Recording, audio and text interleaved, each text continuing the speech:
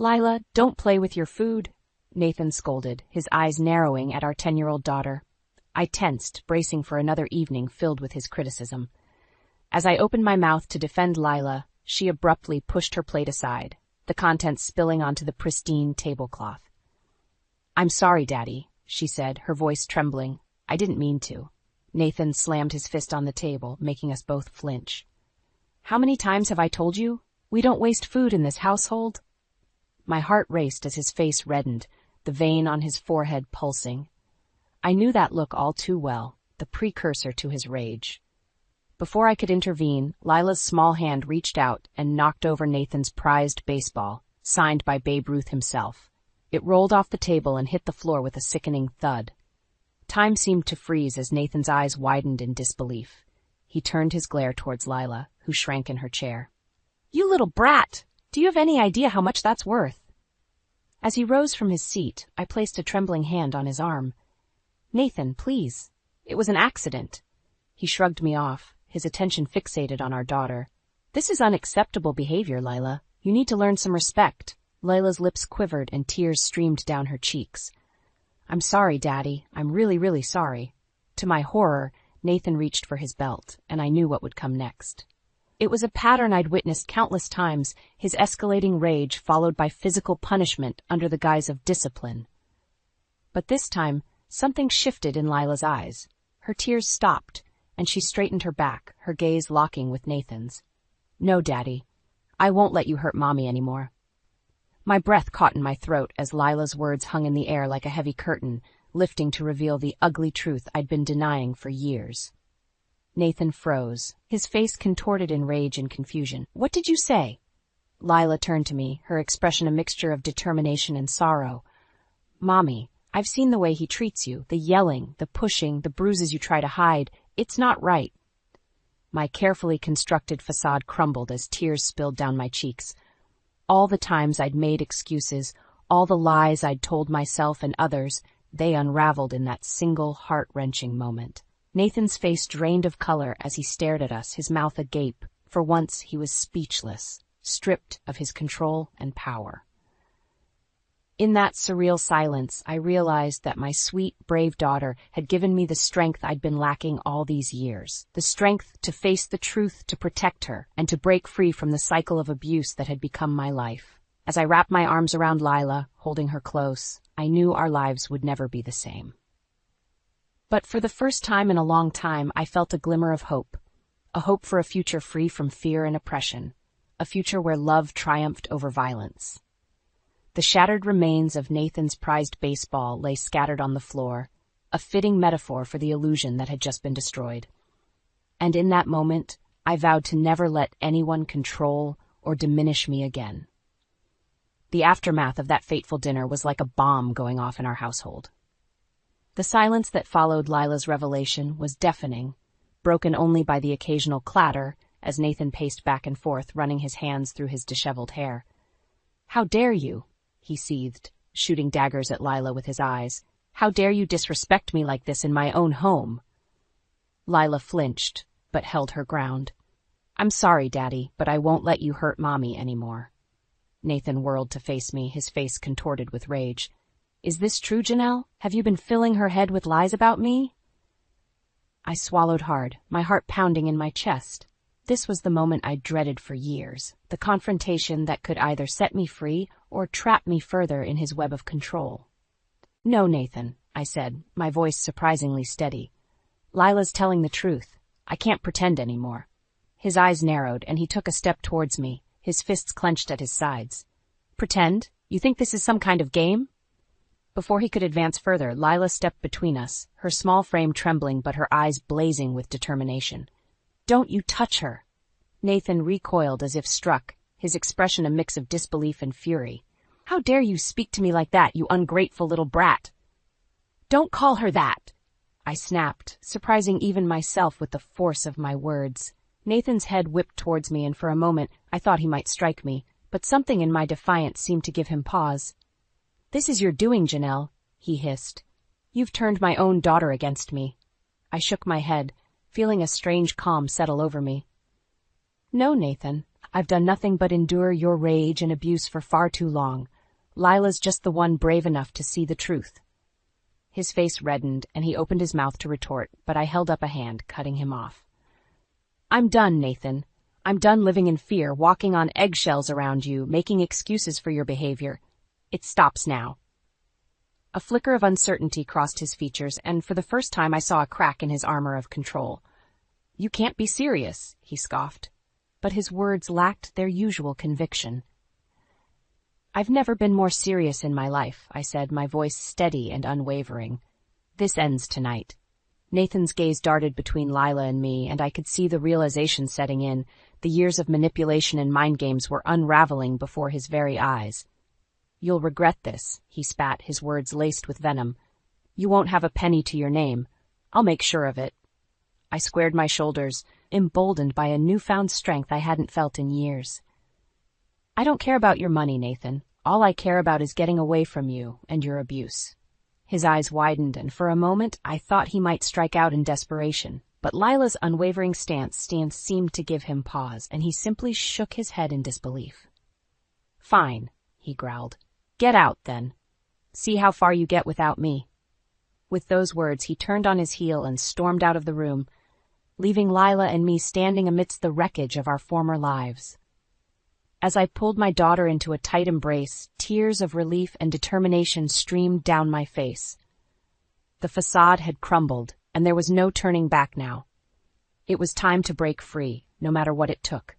In the days following my confrontation with Nathan, the atmosphere in our home was thick with tension.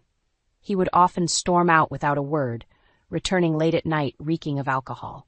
Lila and I tiptoed around him, never knowing when his dormant rage might erupt. It was during this tumultuous time that I reconnected with an old friend, Mariah. We had drifted apart after I married Nathan, his controlling nature slowly isolating me from my support system. But when I finally found the courage to open up to Mariah about the truth of my marriage, she was a pillar of strength. "Janelle, you have to get out of there," she urged, her voice laced with concern over the video call. "What he's doing is abuse, plain and simple." I nodded, blinking back tears. "I know, but it's not that simple. He's threatened to take everything from me if I leave, including Lila." Mariah's eyes hardened with resolve. "Over my dead body. We'll find a way, Janelle. You and Lila deserve so much better than this." Her unwavering support was like a lifeline, giving me the courage to take the first tentative steps towards freedom. With Mariah's help, I began documenting every instance of Nathan's abuse, keeping a meticulous record of his outbursts, threats, and the rare but horrifying physical altercations. I started squirreling away what little money I could, opening a secret bank account in preparation for my eventual escape. Meanwhile, Lila and I began subtly undermining Nathan's control in small ways.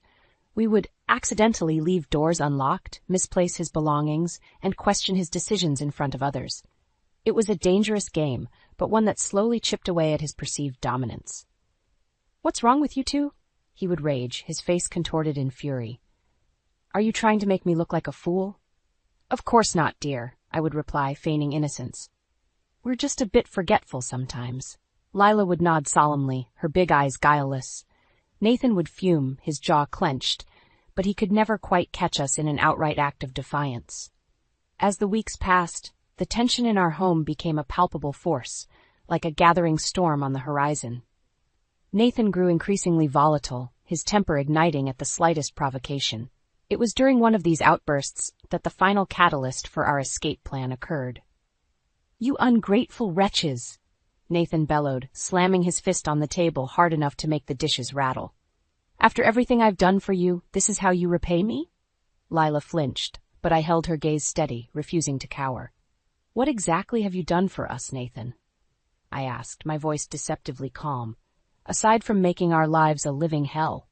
His eyes widened in disbelief, and for a moment I thought he might strike me. But Lila's small hand slipped into mine, anchoring me, and I felt a surge of strength. "You think you can intimidate us with your tantrums?" I continued, my voice growing in confidence. "Those days are over. We're not afraid of you anymore." Nathan's face turned an alarming shade of red, and he opened his mouth to unleash another torrent of abuse. But this time, I didn't let him. "Save your breath," I said, rising from the table. We're leaving, Nathan, tonight. His eyes narrowed and a cruel sneer twisted his lips. You'll never make it without me. I'll find you. And when I do. But I didn't let him finish. With Lila's hand in mine, I turned and walked away, leaving him sputtering in impotent rage behind us. As we packed our meager belongings, a sense of determination surged through me. The storm had gathered, and now it was time to weather it, no matter what stood in our way.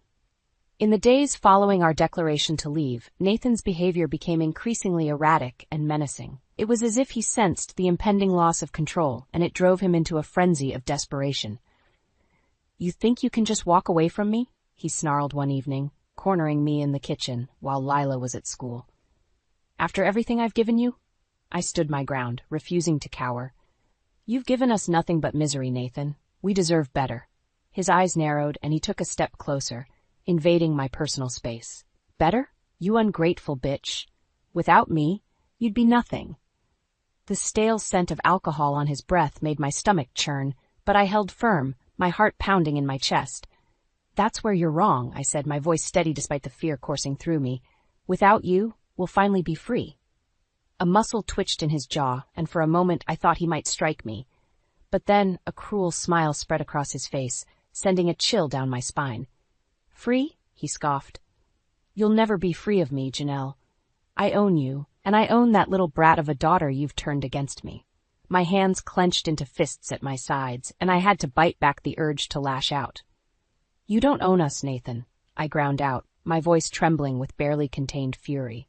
We're not your possessions. His smile twisted into a sneer, and he leaned in closer, his breath hot on my face. We'll see about that. Before I could react, he grabbed my arm in a vice-like grip, his fingers digging into my flesh. I cried out in pain, instinctively trying to pull away, but he held fast. Let go of me, I demanded, but my words only seemed to fuel his rage. Or what, he taunted, his eyes glinting with malice. You'll run away like a scared little mouse? You're not going anywhere, Janelle, not until I say so. Panic clawed at my chest as I struggled against his iron grip, but it was no use. He was stronger, fueled by years of pent-up anger and a desperate need for control. Just when I thought I couldn't take any more, a small voice pierced the tension. Daddy, stop! You're hurting her! We both froze as Lila stepped into the kitchen, her eyes wide with fear and determination. Nathan's grip on my arm loosened slightly, but he didn't release me. Stay out of this, Lila, he growled.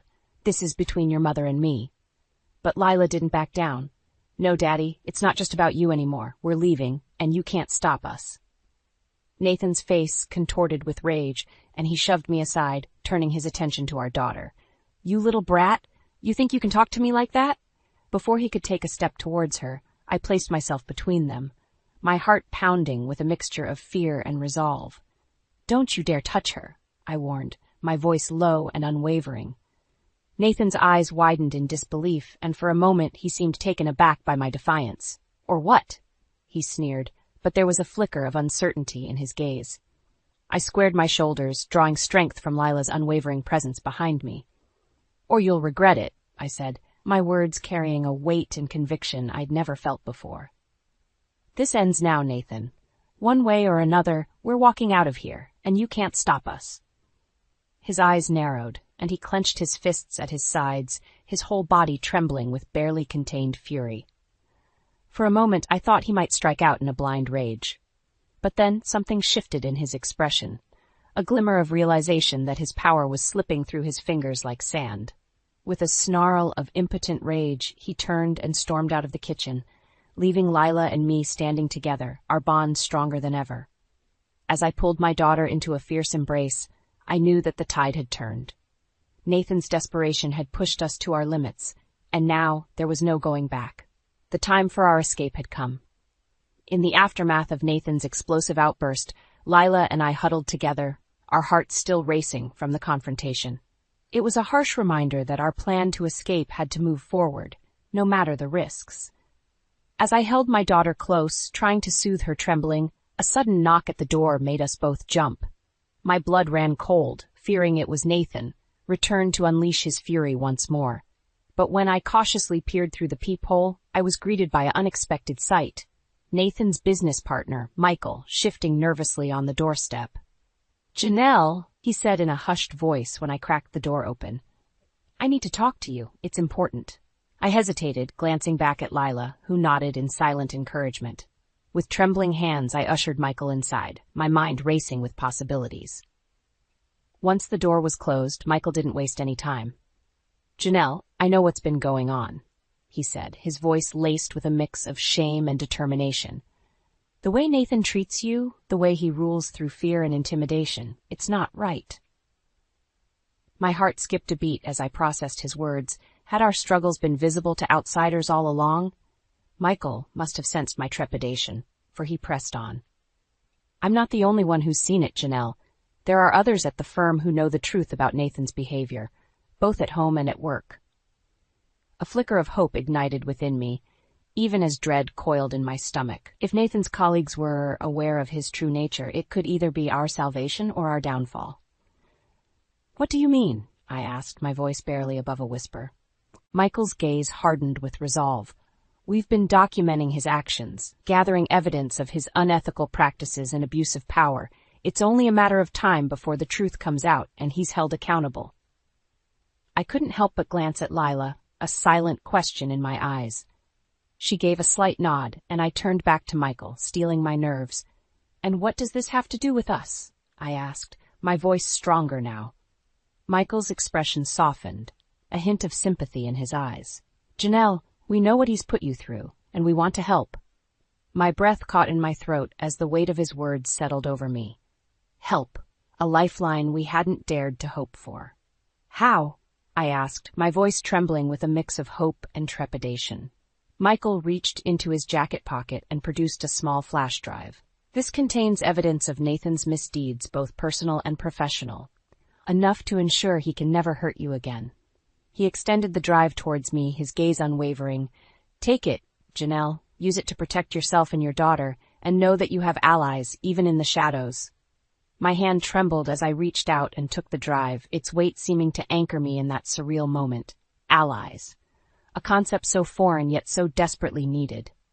"Thank you," I whispered, my voice thick with emotion. "I don't know what to say." Michael shook his head, a grim smile tugging at his lips. "Don't thank me. Just promise me you'll use it to get away from him. For good." I nodded, resolute determination surging through me. "I promise." As Michael turned to leave, he paused, his hand on the doorknob. "One more thing, Janelle. Be careful. Nathan is a dangerous man, and he'll stop at nothing to maintain his control." His words sent a chill down my spine, but I refused to let fear rule me any longer. "We'll be ready," I said, my voice steeled with conviction. Michael gave a solemn nod and slipped out into the night, leaving Lila and me to ponder our newfound allies and the weight of the evidence we now possessed. As I clutched the flash drive in my hand, I knew our escape plan had taken on a new urgency. The storm clouds were gathering, and this time we wouldn't be facing them alone. The weight of Michael's evidence, combined with the knowledge that we had allies working behind the scenes, lent a newfound sense of urgency to our escape plan. Lila and I knew we had to move quickly, before Nathan caught wind of the growing storm swirling around him.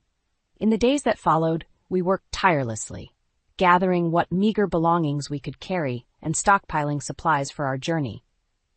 Mariah remained our unwavering support, providing us with a safe haven to flee to once the time was right. "Are you sure about this, Janelle?" she asked one night, her voice hushed over the video call. "Once you leave, there's no going back." I glanced at Lila, who was studiously packing her backpack with the essentials we'd need. Her eyes met mine, shining with a determination far beyond her years.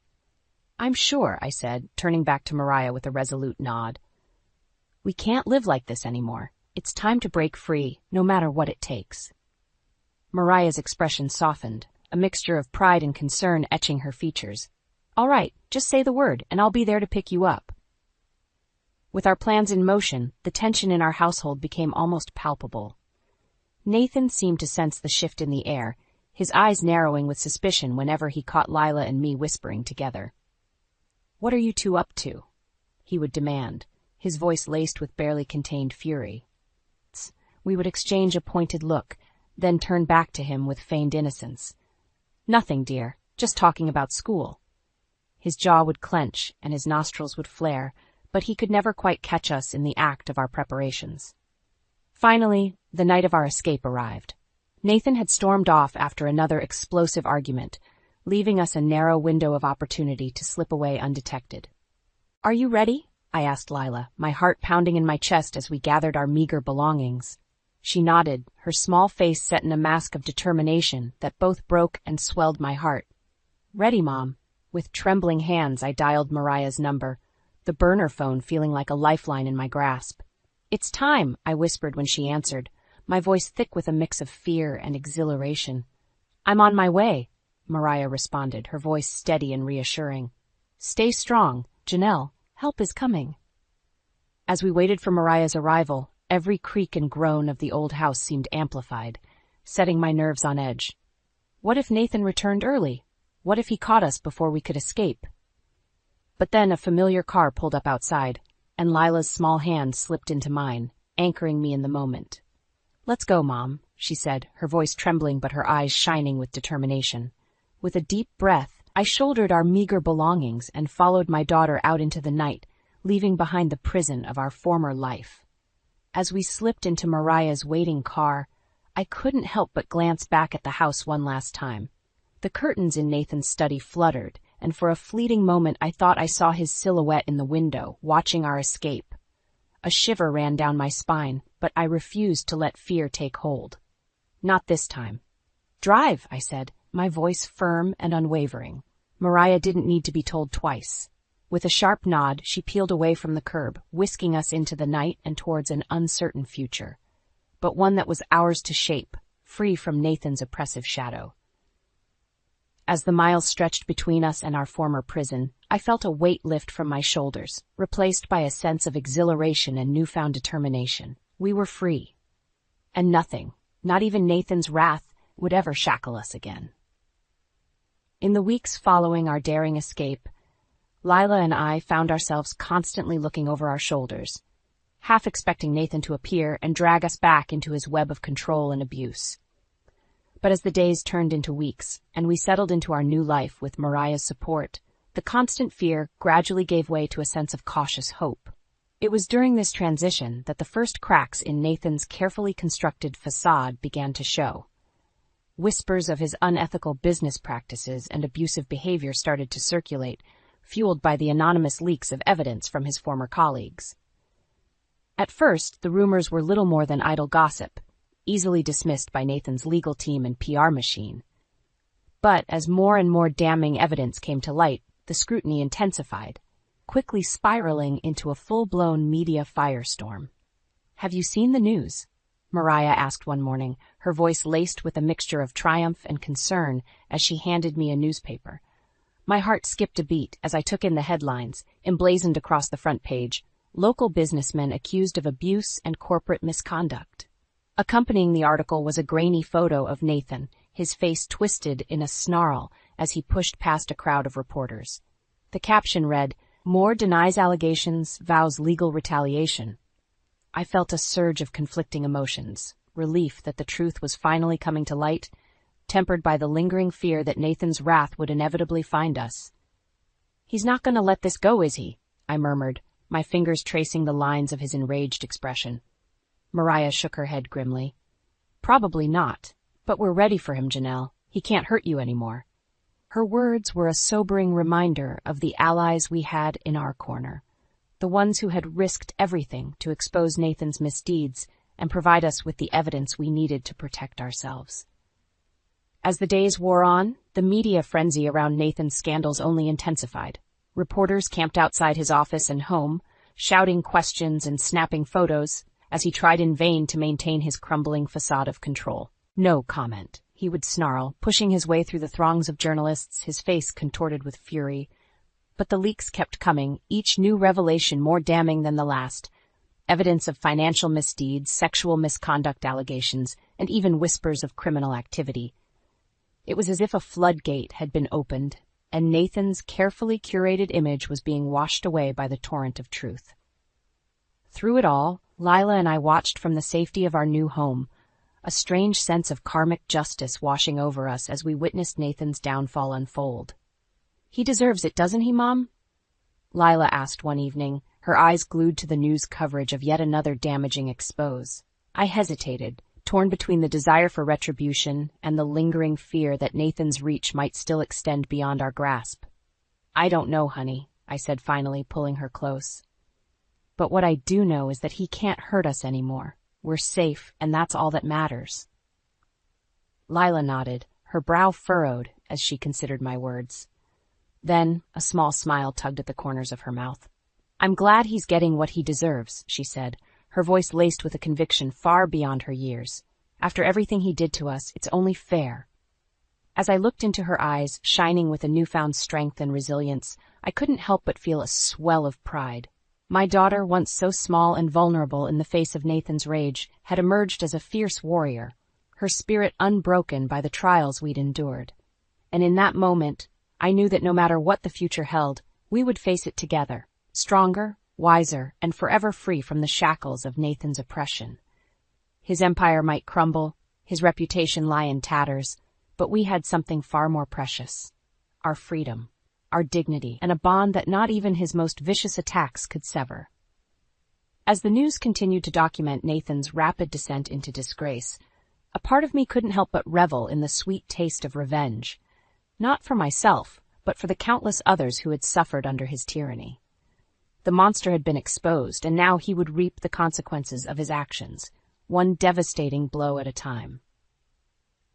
As the dust settled on Nathan's spectacular fall from grace, Lila and I found ourselves standing at a crossroads, faced with the daunting task of rebuilding our lives from the ashes of our former existence. "Where do we go from here, Mom?" Lila asked one evening as we sat together, the flickering glow of the TV illuminating her pensive expression. I exhaled slowly, pondering her question.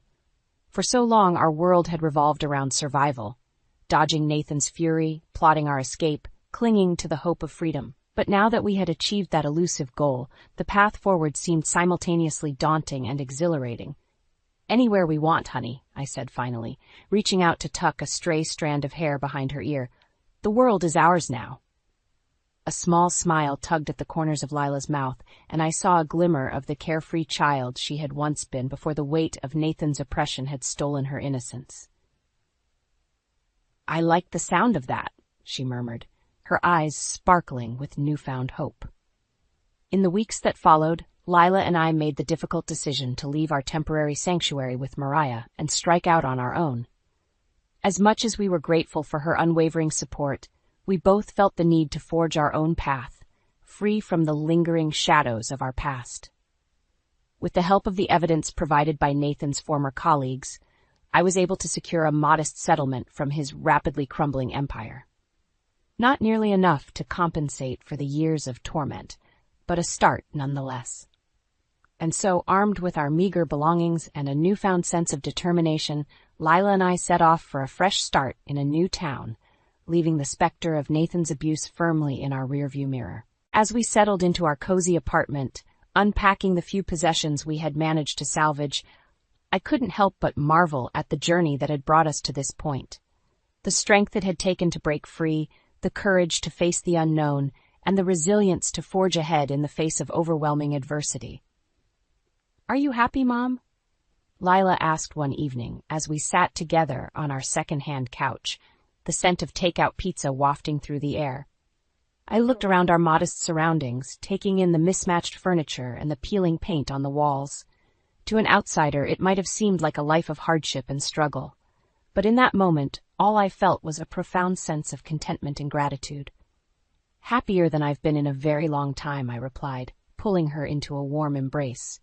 Lila snuggled against me, a contented sigh escaping her lips. "Me too, Mom. Me too." In the months that followed, Nathan's name faded from the headlines, his misdeeds and scandals replaced by the next sensational story du jour. But for us, his legacy lived on in the scars we bore, both physical and emotional, and the hard-won lessons we had etched into our souls. I would be lying if I said his shadow didn't linger, casting occasional doubts and fears across our newfound peace. But each time those whispers of the past threatened to overwhelm us, We would draw strength from the bond we had forged in the fires of our struggle. We were survivors, warriors, and above all, a family united by an unbreakable love that had carried us through the darkest of storms. And as I watched Lila blossom into a confident, compassionate young woman, her laughter ringing through our little apartment, I knew that our story was one of triumph over adversity, a testament to the indomitable spirit that had guided us to freedom. Nathan's reign of terror was over, his power and influence reduced to ashes. But from those ashes we had risen like a phoenix, our wings spread wide as we soared towards a future of our own making. And in that moment, I knew that no matter what challenges lay ahead, we would face them together, unbroken, unstoppable, and forever free.